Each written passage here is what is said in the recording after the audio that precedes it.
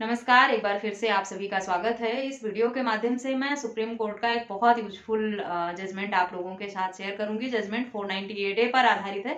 जैसा कि पति पत्नी के विवाद में जब लड़ाई झगड़े शुरू होते हैं, मतभेद शुरू होती है, तो पत्नी बदला लेने के लिए सिर्फ अपने ससुराल वालों पर या पति उनके परिवार पर ही नहीं, उनके सगे संबंधियों, दूर के रिश्तेदारों का नाम भी 498A DV एक्ट जैसे जो मामले हैं उसमें दर्ज करा देती है। और यहाँ तक कि जो लोग इंडिया में नहीं रहते हैं उनका नाम भी जोड़ दिया जाता है इस तरह के झूठे मामलों में। तो इस जजमेंट में सुप्रीम कोर्ट ने इस तरह के झूठे मामलों को लेकर क्या गाइडलाइन दी है और किस तरह से सुप्रीम कोर्ट ने कहा है कि पति और उनके इस तरह के रिश्तेदारों का झूठा नाम लगाकर पत्नियां मामला नहीं दर्ज करा सकती हैं और रिश्तेदारों का नाम किस तरह से सुप्रीम कोर्ट ने संबंधित मामले से हटाया है, इस वीडियो के माध्यम से डिटेल में जानेंगे। संबंधित मामला कर्नाटक का था, जिसमें पत्नी ने अपने ससुराल वालों के खिलाफ 498A और 506 के अंतर्गत मामला दर्ज कराया था, जिसमें अपने परिवार ससुराल वालों के साथ साथ उन्होंने सगे संबंधी रिश्तेदार जो थे उनका नाम भी दर्ज कराया था, जिसमें पति के कुछ कजन्स थे, उनकी सिस्टर थी और उनके बहन बहनोई थे। जो लोग कुछ लोग दूसरे शहर में रह रहे थे, कुछ लोग इंडिया से बाहर भी रह रहे थे, कनाडा में रह रहे थे, उनका नाम भी संबंधित मामले में दर्ज था। क्योंकि मामला झूठा था ये,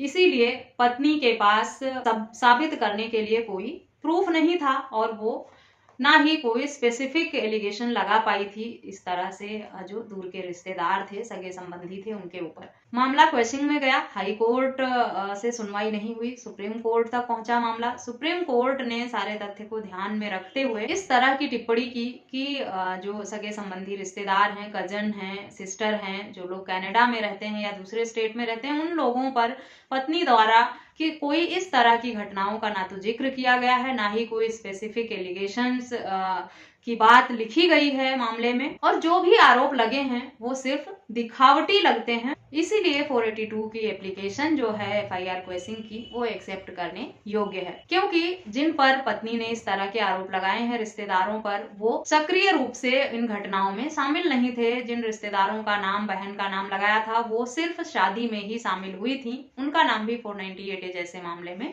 पत्नी द्वारा शामिल कर लिया गया था। और किसी भी तरह के गंभीर आरोप नहीं लगा पाई थी पत्नी। गंभीर आरोप भी तभी लगा पाती कि इस दिन में मारा पीटा, इस तरह की बदतमीजी की, घर से निकाल दिया, गाली गलौज दी, हाथ उठाया, इस सब तरह की घटनाएं भी पत्नी तभी जिक्र कर पाती जब वर्तमान में उनका आना जाना होता, घर में साथ रह रही होती, तभी तो इस तरह की घटनाओं की जिक्र की जा सकती है। सिर्फ झूठा नाम लगा देने से ये बातें साबित नहीं हो जाती हैं कि 498 की घटना में रिश्तेदार जो करीबी हैं वो भी शामिल थे और परिवार के जो खास लोग हैं वो भी शामिल थे।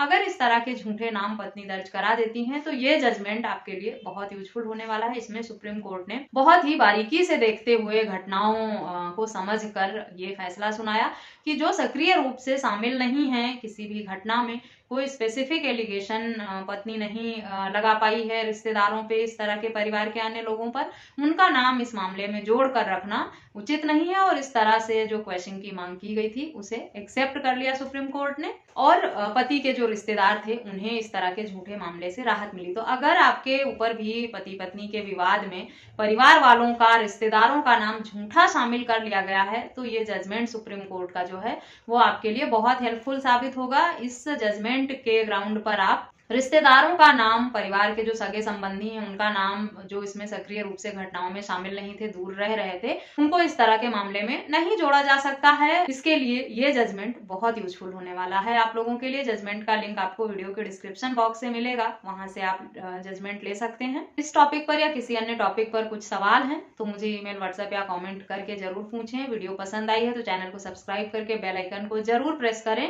क्योंकि आपके सब्सक्राइब और शेयर से मुझे बहुत मोटिवेशन मिलता है और मैं इस तरह के और भी वीडियोस आपके लिए लाती रहूंगी। मिलते हैं नेक्स्ट वीडियो में, तब तक के लिए थैंक यू एंड बाय।